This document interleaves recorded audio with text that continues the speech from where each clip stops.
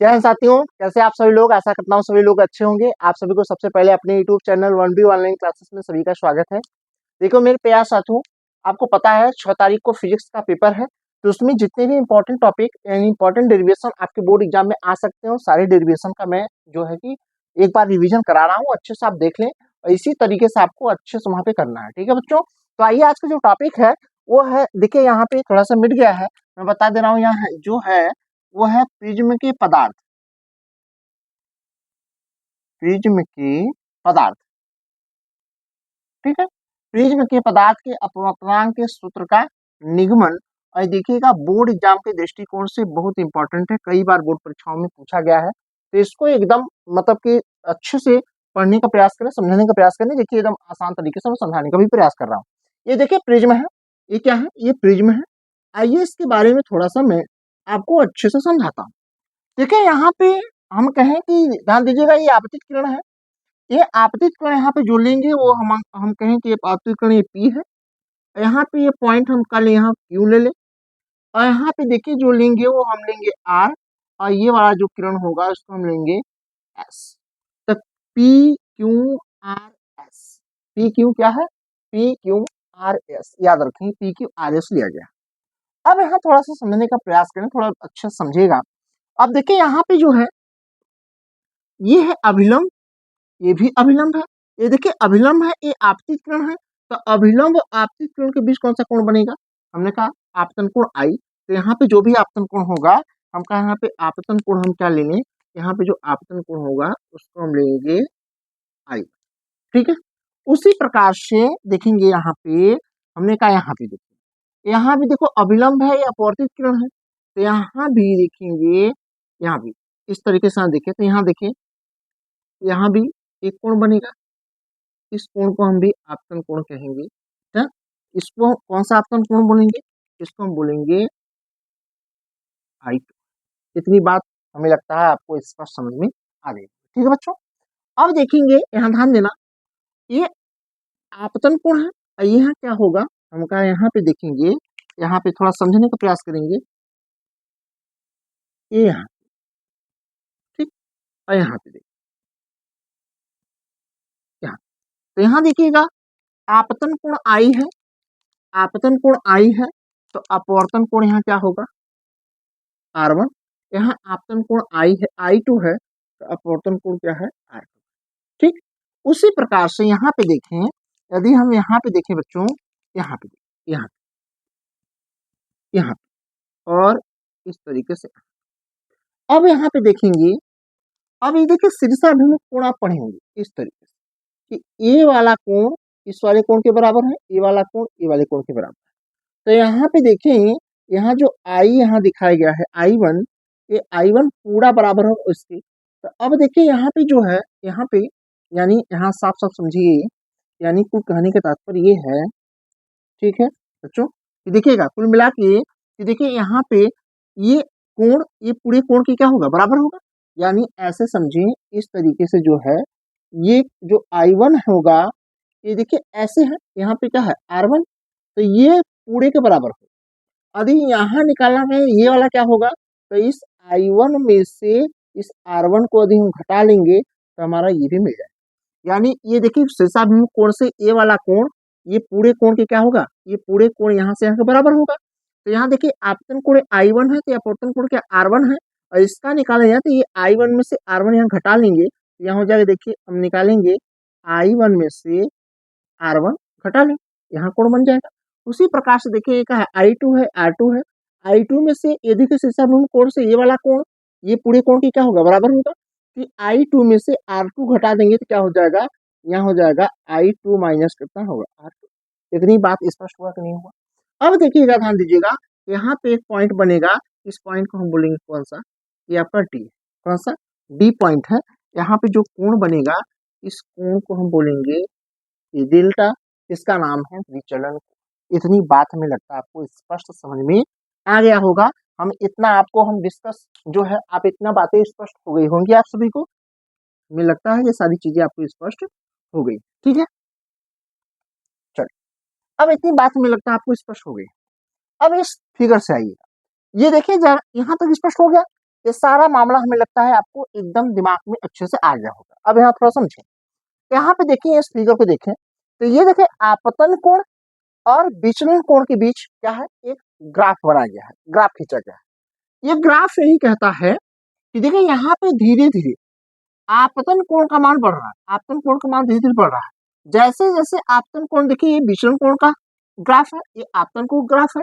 अब देखिए जैसे नीचे नीचे जा रहे हैं, नीचे जा रहे हैं, तो आपतन कोण का मान धीरे धीरे बढ़ रहा है, लेकिन विचलन कोण का मान धीरे धीरे घट रहा है। एक विशेष आपतन कोण पर विचलन कोण का मान क्या होगा, न्यूनतम होता है, और उसके बाद फिर विचलन कोण का मान अचानक बढ़ जाता है। करा प्रिज्म का विचलन कोण डेल्टा आपतन कोण आई पर निर्भर करता है। एक विशेष आपतन कोण आई के लिए विचलन कोण डेल्टा न्यूनतम प्राप्त होता है। तो यही विशेष कोण जो है आई होगा, इसी विशेष कोण आई के लिए विचलन कोण क्या होगा, न्यूनतम प्राप्त होगा। इस ग्राफ से मतलब ये इतनी बात समझ में आ गया, तमाम हमें लगता है आपको स्पष्ट समझ में आ गया होगा। तो देखिए यहाँ पे थोड़ा समझने का प्रयास करेंगे। ठीक,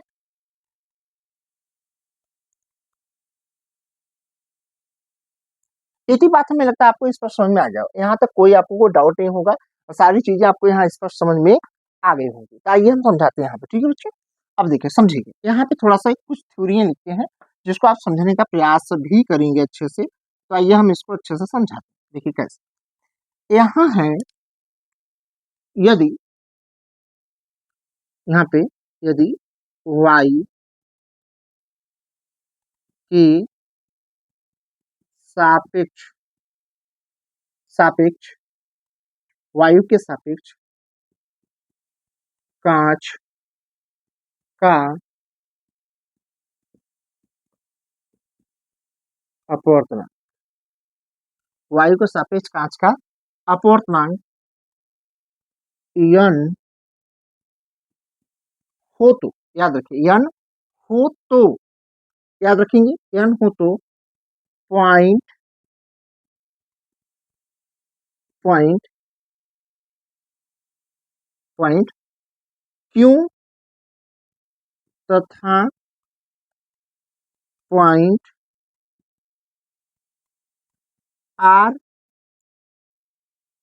पर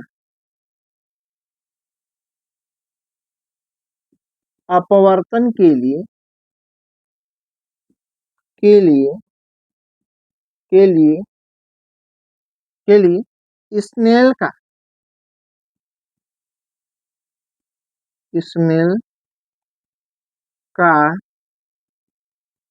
नियम लगाने पर। अब देखिए पॉइंट, यदि क्यू पे स्नेल का नियम लगाएंगे तो एकदम अच्छे से समझिएगा। इसके बाद देखिए हम प्रोसेस यहाँ लिखते, यदि हम कहें कहाँ पर पॉइंट क्यू पर इस स्नेल का नियम लगाएं, तो स्नेल का नियम देखिए यदि हम n का मान लगाए तो क्या होगा, अपवर्तनांक n है, देखिए क्या होगा n बराबर, इस पॉइंट पर स्नेल का नियम लगाएंगे तो होगा साइन I1 बटे साइन R1 बराबर, इस पॉइंट पे लेंगे तो होगा साइन I2 बटे साइन। तो इस स्थिति में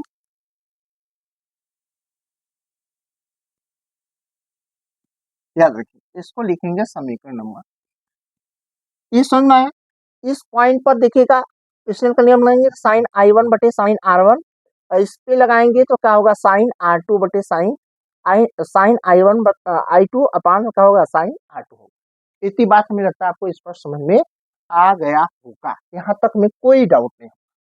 अब यहाँ समझें एकदम अच्छे से, अब यहाँ देखेंगे यहाँ बात स्पष्ट हो गया होगा। अब देखो कह रहा है यदि यदि त्रिभुज क्यू डी आर में क्यू डी आर में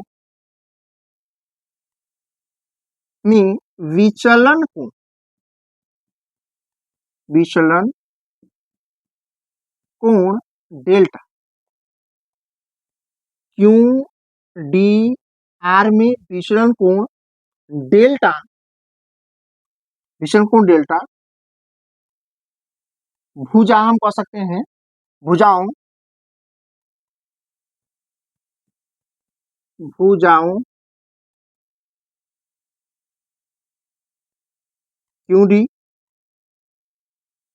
क्यू डी तथा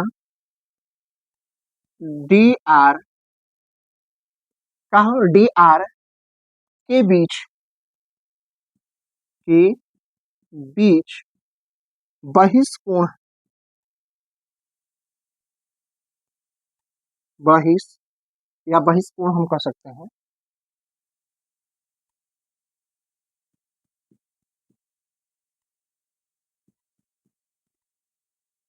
बहिष्कोण।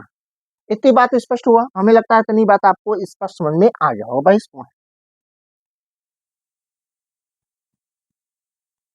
चलिए अब इसके बाद देखिए, समझ में आ गया। देखिए यहाँ क्यू डी आर में भुजा क्यू डी और डी आर के बीच क्या है, ये बहिष्कोण। अब बहिष्कोण है तो आपको पता होगा बहिष्कोण क्या होता है। अभी हमने बताया बहिष्कोण दो आंतरिक कोणों के योग के क्या होता है, बराबर। जो डेल्टा होगा ये आंतरिक कोण या I1 R1 और आंतरिक कोण I2 R2 के योग की क्या होगा, बराबर होगा। इतनी बात स्पष्ट हुआ। तो हम इसके ऐसे भी लिख सकते हैं बच्चा, देखिए यहाँ ध्यान दीजिएगा, एकदम अच्छे तरीके से समझिए, मैं यहाँ तक देखिए। अब देखिए आपको क्या करना पड़ेगा, इस फिगर के नीचे ये पॉइंट सारा नोट करना है और इस फिगर के नीचे आपको ये पॉइंट नोट कर लेना, ठीक है। तो आइए देखिए इस पॉइंट के नीचे मैं ये पॉइंट को देखिए इरेज कर रहा हूँ, अच्छे से समझिएगा इसको। अब ध्यान दीजिए, अच्छे से देखना,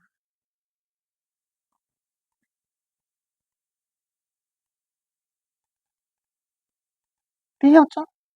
अब यहाँ देखिए अच्छे से, अब यहाँ देखेंगे क्या होगा, देखो ये आपका बहिष्कोण डेल्टा है।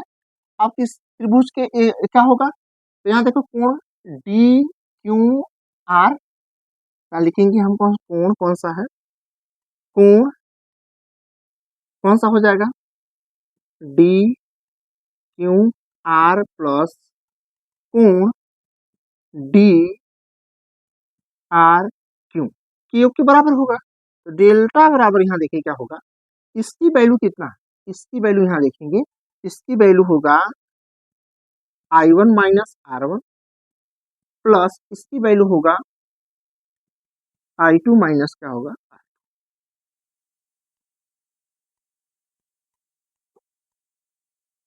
ठीक। इतनी बात समझ में आ गई।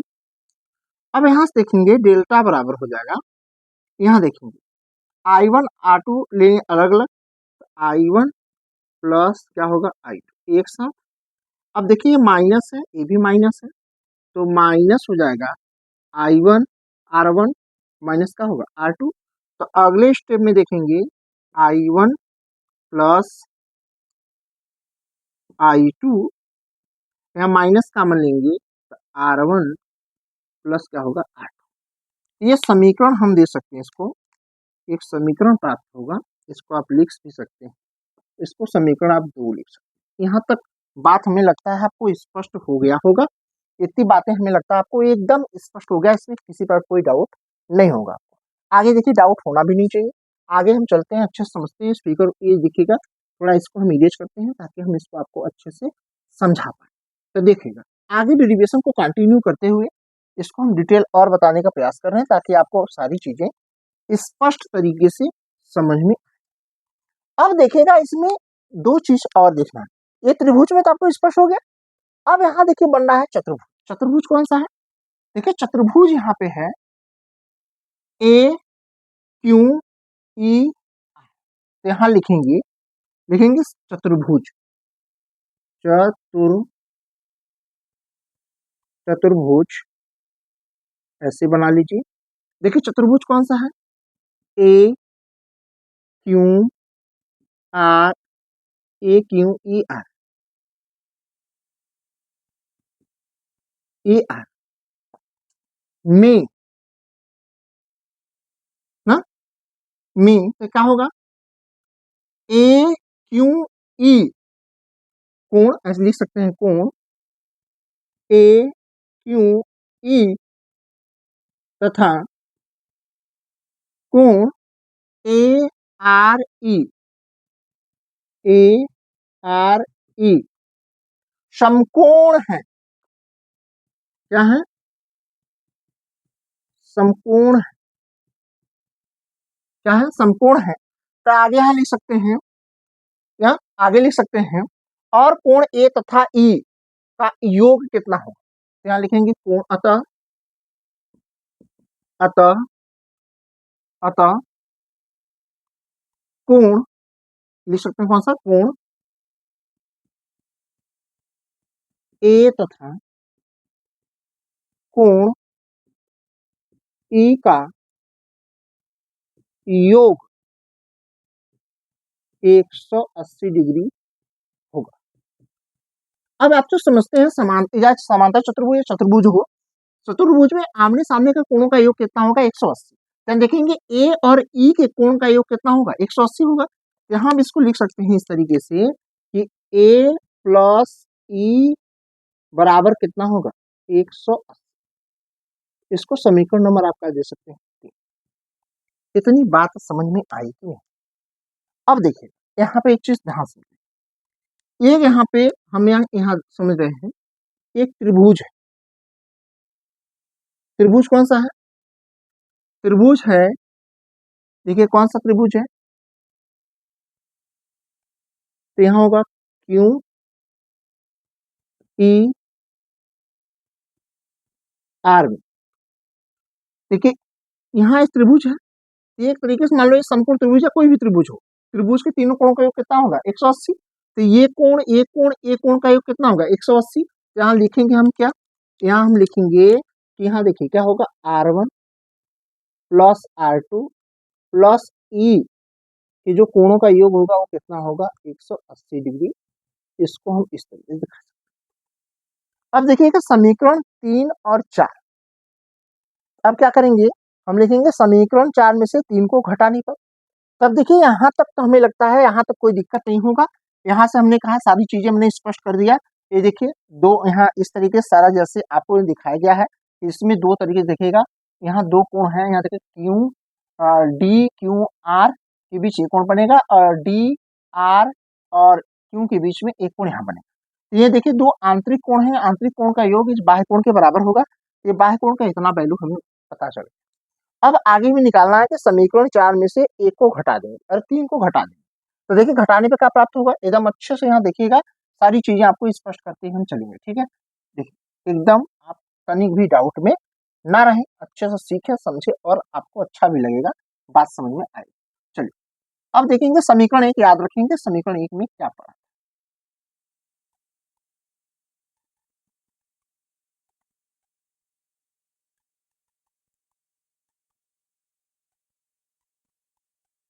अब देखिए यहाँ इसके आगे थोड़ा चलते हैं। ठीक है, अब इसका आगे देखिए समीकरण अब क्या लिखेंगे? यहाँ लिखेंगे समीकरण 4 में से 3 को घटाने पर घटाने और घटाएंगे तो क्या हो जाएगा? देखिए R1 प्लस क्या होगा? R2 प्लस ई बराबर 180 डिग्री। घटा लेंगे क्या हो जाएगा? यहाँ आपका हो जाएगा, देखेंगे A प्लस ई बराबर 180। जब घटाएंगे तो देखिए जहाँ प्लस है वहाँ माइनस, जहाँ माइनस वहाँ प्लस होता है। तो यहाँ भी देखो ये आपस में कट जाएंगे, ये आपस में क्या होगा? ये कट जाएगा, ये कट जाएगा, ये कट जाएगा, ये कट जाएगा। तो बचेगा नीचे कितना? R1 प्लस R2, ये माइनस का आई ए बराबर का हो जाएगा इतना, या हम इसको लिख सकते हैं यहाँ पे R1 प्लस R2 बराबर कितना होगा? इसको समीकरण कितना दे सकते हैं हम? समीकरण इसको 5। यहाँ तक बात हमें लगता है आपको समझ में आ गया। तब यहाँ हम एक कंडीशन बनाएंगे। कंडीशन क्या है? अल्पतम विचलन कोण की स्थिति। जब प्रिज्म का होगा हम लिखेंगे अल्पतम विचलन कोण की स्थिति में, यहाँ लिखेंगे अल्पतम विचलन कोण की स्थिति में क्या होगा? सारा कंडीशन हमें पता होगा, इतना आप जो है कि अच्छे से समझने का प्रयास करें। एक एक पॉइंट समझाने का मैं प्रयास कर रहा हूँ। तो यहाँ लिखेंगे अल्पतम विचलन कोण की स्थिति में, लिखेंगे अल्पतम अल्पतम विचलन कोण की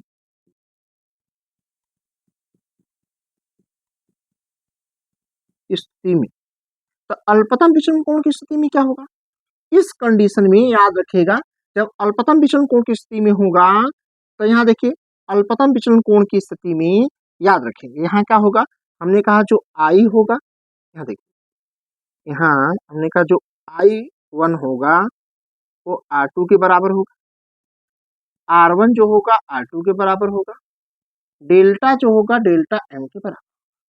अल्पतम विचलन कोण की स्थिति में ना इस तरह की कंडीशन प्राप्त हो, याद रखेंगे कंडीशन ही प्राप्त।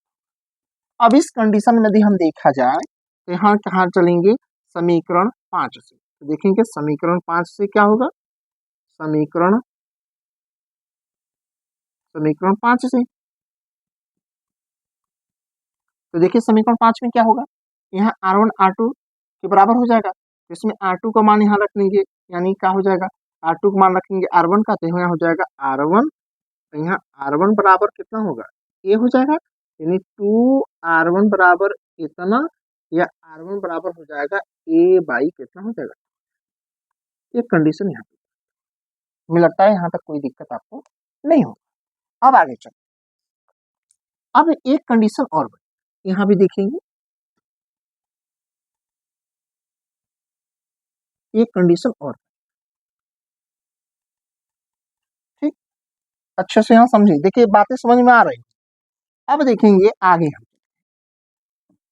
अब आगे हम चल रहे हैं, जब लिखेंगे समीकरण कहाँ से, अब देखिए समीकरण कौन सा लेंगे हम, समीकरण नंबर आपका लेंगे, कौन सा समीकरण पढ़ा था, ये समीकरण आपको पढ़ा होगा 2 बार, ये समीकरण 2 से, तो देखिए समीकरण 2 से क्या होगा, यहाँ पे समीकरण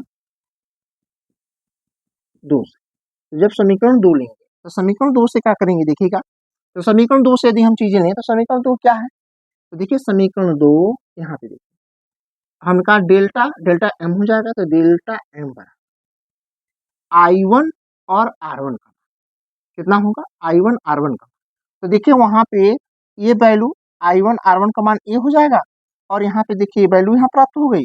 अब उसके बाद देखिए चल हम आगे चलते हैं तो कितना हो जाएगा, देखिए I1 R2 के स्थान पे रखेंगे तो कितना हो जाएगा, हम कहा वहां होगा I1 R2 का मान रखेंगे 2R1 वहां हो जाएगा, देखिए यहाँ हो जाएगा 2, या यहाँ पहले लिख लें ऐसे, तो हमने कहा समीकरण 2 से चलेंगे तो यहाँ हो जाएगा I1,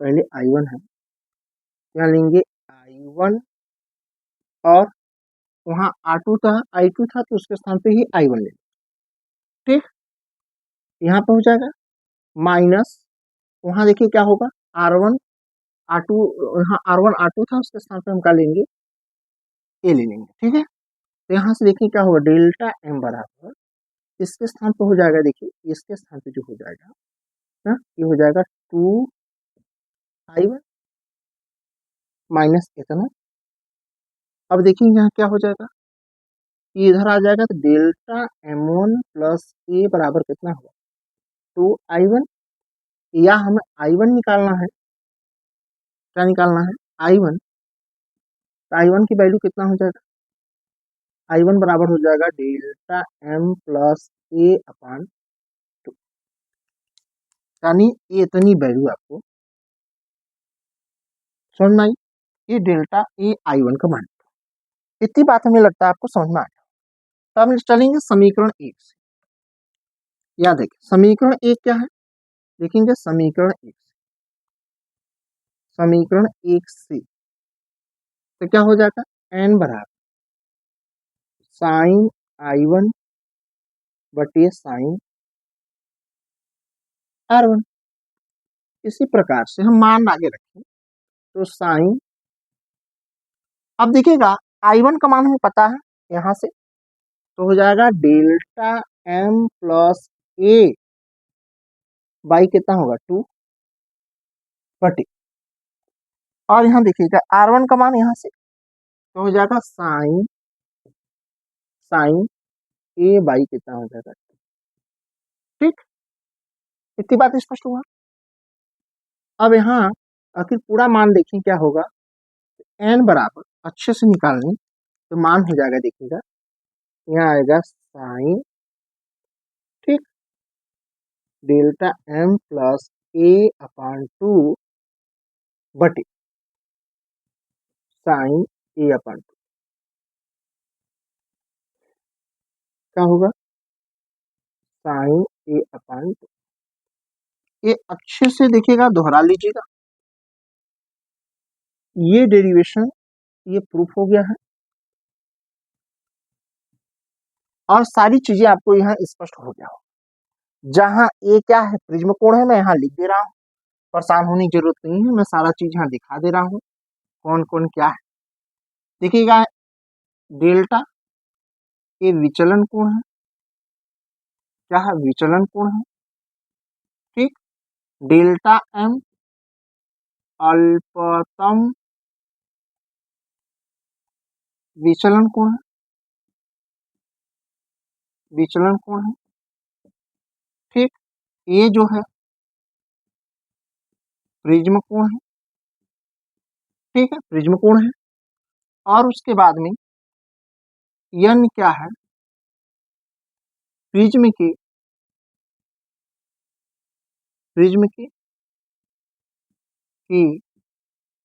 पदार्थ का अपवर्तनांक, ठीक, इतनी बातें हमें लगता है आपको एकदम समझ में आ गया है। यहाँ तक कोई डाउट हमारे हिसाब से नहीं होना चाहिए। हर एक पॉइंट को अच्छे से समझाने का मैंने प्रयास किया है, हर एक पॉइंट के समझाने का भी प्रयास किया है, हर चीज बताने का प्रयास किया है। आशा करता हूँ सारी चीजें आपको समझ में आई होगी। सारी चीजें समझ में आएगी, चैनल को लाइक सब्सक्राइब शेयर कमेंट करिएगा, अपने दोस्तों के पास भेज दें, अच्छे से रिवीजन कर ले, बोर्ड परीक्षा में ही देखने को मिलेगा। ठीक है बच्चों।